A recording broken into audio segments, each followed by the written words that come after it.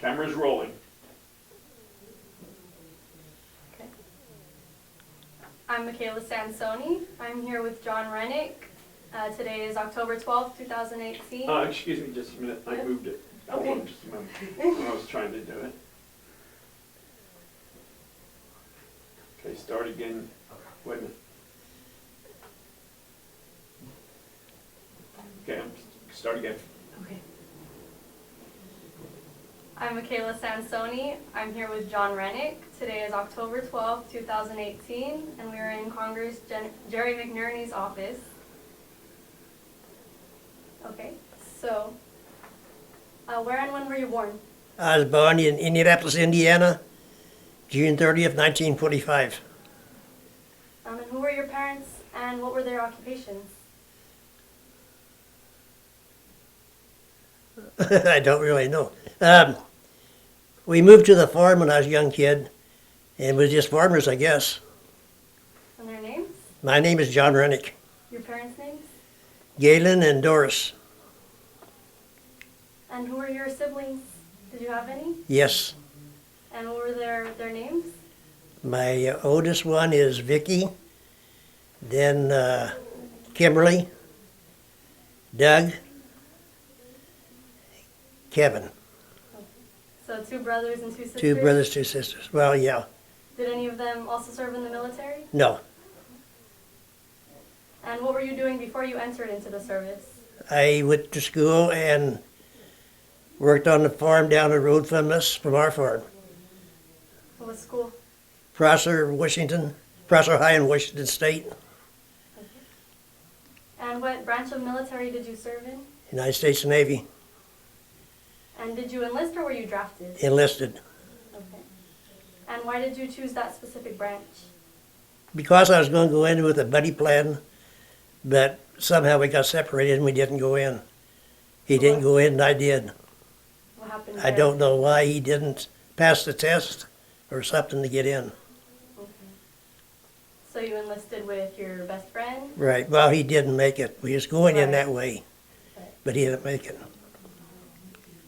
Okay. And then what happened when you departed for your training camp? What do you mean what happened? I went to boot camp. Right, just how the environment was and what occurred in your early days of training? I don't know how to answer that because I just got on a plane and flew to San Diego and went to boot camp. Was it pretty intense? Oh yeah, Were boot you- camp always is. Were you prepared for it? No, not, nobody's prepared for boot camp. Okay. And do you recall who your instructors were? Mr. Chief Warrant Officer Cagle, And what were they like? mean, Very mean? very mean. How so? They'd make you hold your rifles out in front of you if you mess up, and you had to walk away. They'd walk away from you, and you'd be out there holding your rifles up, and then pretty soon your arms start going down. He'd come back. I did tell you put them down. Put them back out. Then you had to put them back out. How long would that go on for? Oh, until he decided to come back in maybe 5-10 minutes or so, sometimes longer. And did you receive any specialized training? No. And how did you adapt to the military life? So the physical regimen, the barracks, the food? I adapted good because I was always disciplined anyway. And like my dad would take it, ask you a question, you don't shake your head, yes or no. He said, I can't hear your head rattle. You answer me. So you adapted well to your... Oh yeah, to my boot camp I did. And to the people you were enlisted with? Yeah. And how was the change in food? Oh man, there wasn't much change in food because we always ate well on the farm. Then you always eat well in the military. Right. So it wasn't much of a change. And the physical regimen? The what? Physical regiment? Yeah, so training and working out, how did you adapt to that? You can look at the pictures, I was in good health. So you liked it? I liked it, yeah. And where did you serve? Where did I serve? I served a year in Alameda Naval Air Station as a mechanic. Then I went to Kodiak, Alaska, and I was there during the earthquake in 1964. And then I went aboard the USS Princeton for 2 years. And so you served abroad, right? Yes. And what were some of your memories of that experience? Well, Liberty was great, but when you depart onto a war zone, that's not good. You know, I've seen so many dead Marines, and then some with their arms and legs blowing off, half their heads blowing off. They're laying there yelling, "Am I going to die?" All kinds of stuff like this here. Some of them's even though they're a tough Marine, they're yelling for the mommies. It's the first time I left home. You know, Is that so. hard for you to deal with? Huh? Yeah, it's hard to deal with. Very hard.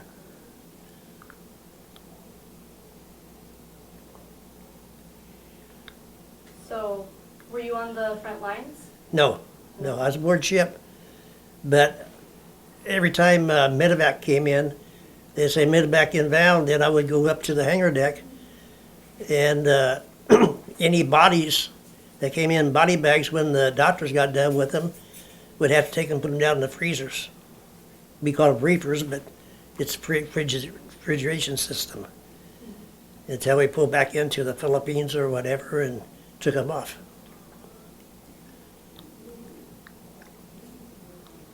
So what were your duties on the ship? And the supply, well, yeah, I guess supply. Yeah. So what did that consist of? Bringing stuff aboard ship and then dispersing it aboard ship to different divisions and stuff like this here. Okay. And did you see any combat? No, well, yeah, how can I explain it, huh? Yeah, I've seen combat, a lot of combat, but I wasn't on the ground. But we've seen lots of combat on. Right. Matter of fact, I think we made the first landing in July, Vietnam, using helicopters. That was the beginning of the war in '65. That's when the United States got involved. They had, I think, the British there or somebody before us, but So how did you feel when you witnessed the combat? well, you kind of feel scared first, but then you don't get used to it. You just put up with it, I guess. Okay. So did you make a lot of friends? Yeah, a lot of friends. I had a lot of Navy friends, a lot of Marine friends. We had a battalion of Marines aboard ship. That's 800 Marines we had. So, Right, so you had a lot of friends, a lot of comrades. So do you remember anybody specific? yeah, a few of them I do, but I don't know for sure where they're at anymore. No. No. You didn't keep I know I contact? found one was in Washington State and Seattle, but the rest of them, I do not know where they're at. I tried to look them up, but I couldn't find them. So, And then how did you stay in touch with your family and your friends back home? writing letters, that's about the only way you do it. So, You wrote quite often? oh yeah, I'd go down to the mess hall, and the mess hall after hours would be full of people writing on the tables, writing home and stuff, or reading or whatever.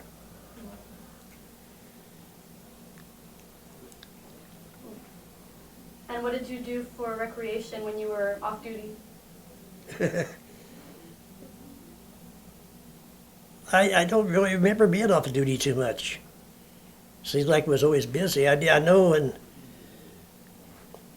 the ship came back, I guess most of the time we would drink. Just, that'd be it. Go out with your friends? Yeah, well, no, we'd have to do it in our barracks, well, not our barracks, but our housing where we lived. Because I wasn't 21 then.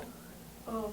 So we had to sit in our, what do you call it?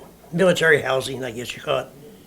And then the older people would bring in alcohol, and they would drink. Do you have So- any specific memories? Oh, no. You get drunk and forget them. Oh, so where were you when the war ended? Oh, I don't know. I don't know where I was at. Probably working someplace. I don't know when it ended, 1976 or something like that. Oh, but anyway, I was working. 'Cause I got out in 66. So I had to be working. Just working wherever you could find work, or? Well, no, I never had no problem finding work. I was still a mechanic. But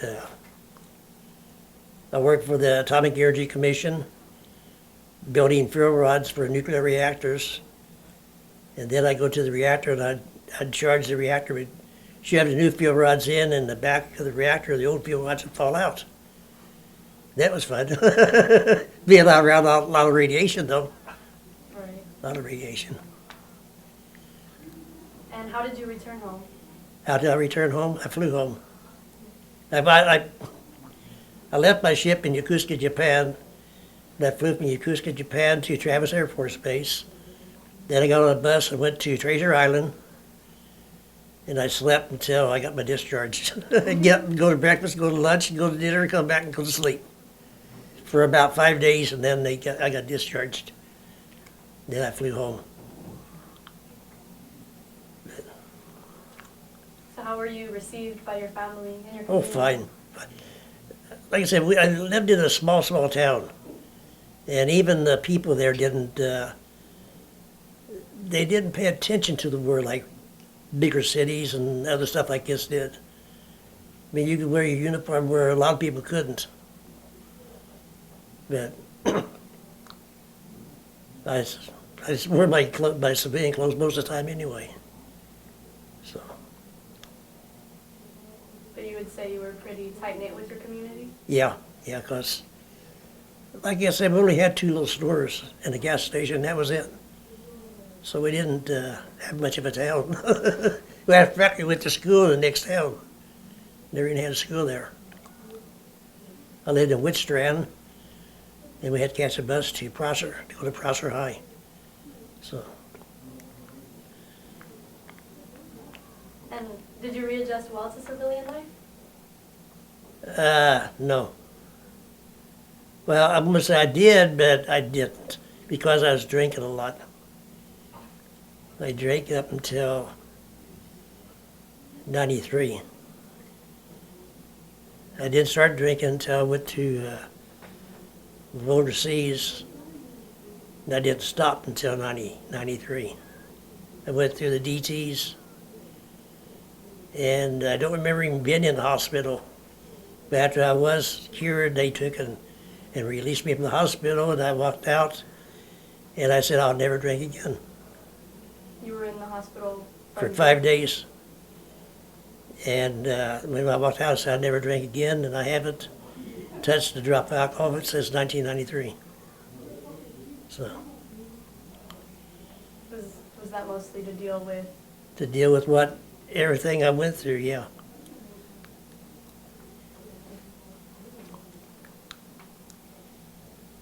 And you said you remained in contact with one of your fellow veterans? No, I never made in contact with him. I found him. I never called him or nothing. Why is that? Oh, I don't know. I just never got around to it. Then in 1969, when I come back, I went back east for a year. I came back out to California in 69, and then I joined the Veterans of Foreign Wars. So I've been there almost 50 years, 49 years right now. So, What do you do there? a little bit of everything, I guess. I was junior vice commander, I was chaplain, trustee, officer of the day. I never wanted to be commander, though. Why not? I just didn't want to be. They always wanted me to, but I didn't want to.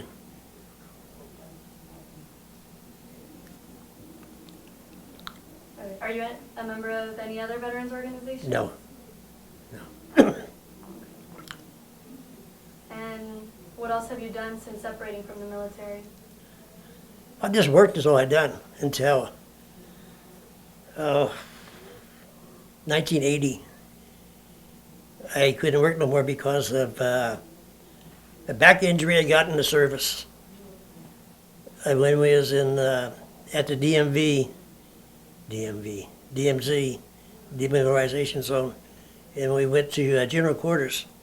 And I was a damage control petty officer, so I had to run around our division and close up and lock down all the hatches. And when I'd jump on the ladder going down to the next deck, I'd put my arms on it and I'd slide down. And I hit something wrong or something anyway, I hurt my back.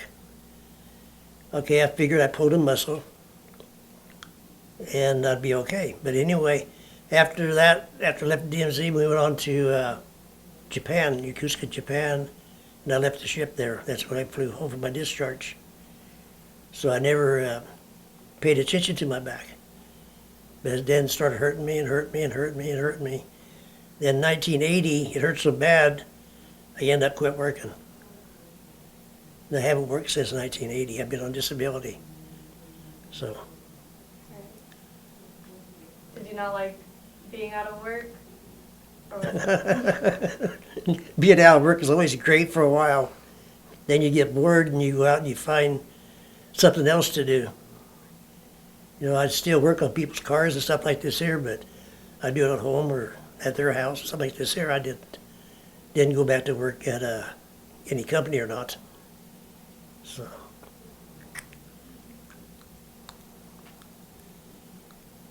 So how did your wartime experiences, how did they affect your life?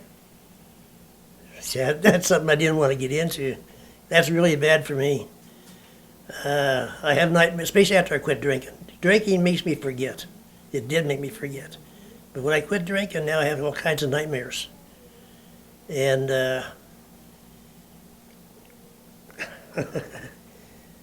I fall out of bed a lot. Now, last week, I don't know what, my wife tells me all kinds of things. I don't know I'm doing it. But last week I hit her on the top of the forehead with my fist. I've tried to get her to get single beds for us because of this problem, but she don't want to. Because I hear a lot of times, you know, by PTSD deal, you know. But she puts up with me. She knows what to expect. Even though she won't get single beds. But yeah, it bothers me a lot. When people start talking Vietnam, I usually walk away. I don't want to hear about it. I had people with the Marines that was my friends that came back in body bags that worked for me. I just don't like talking about it, really.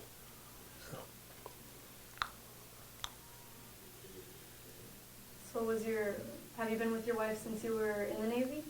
Yeah, we've been married 40 years. And we got married in 78. And I got out in 66, 12 years. I wasn't married to her. But, but anyway, the drinking problem caused me and my first wife to get a divorce. So that's one good reason why I did quit drinking. This is stuff nobody knows, and now it's out here in who knows where land. So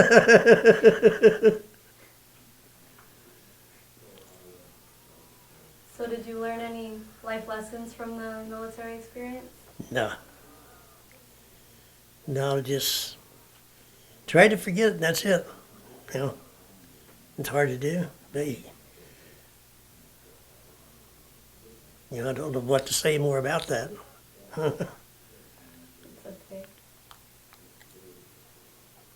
And so, besides trying to forget about it, how has your service impacted your feelings about the war and the military in general? Well, I love the military. We're always going to be at war. One way or another, we're going to be at war with somebody. And as long as we're on top, I'm fine with it. If we're not on top, then they ain't going to like it. But Yeah, it's just gonna happen no matter what. You think it's changed a lot since you've been in the military? Oh yeah, a lot of it's changed. They don't even need people hardly on ships no more. You know, they're all run by computers and lasers. Like we have Star Wars. Nobody believes me. I keep telling my wife we got Star Wars. We got missiles and lasers in space. I don't care what no one says. We do. So.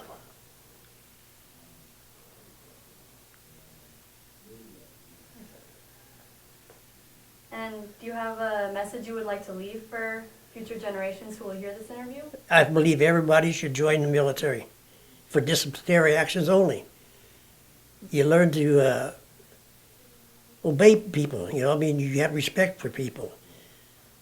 Right now, things are just so bad. People not joining the Navy, or I mean, military. I ain't gonna say Navy. And that's why we had all these killings and stuff, because they never learned to mind. That really makes me mad, because everybody should go to the military no matter what.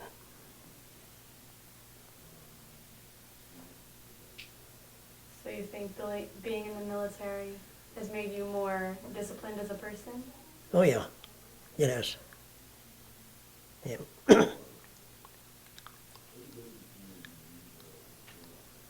So if you feel like there's something that we haven't discussed in the interview, what do you think should be added?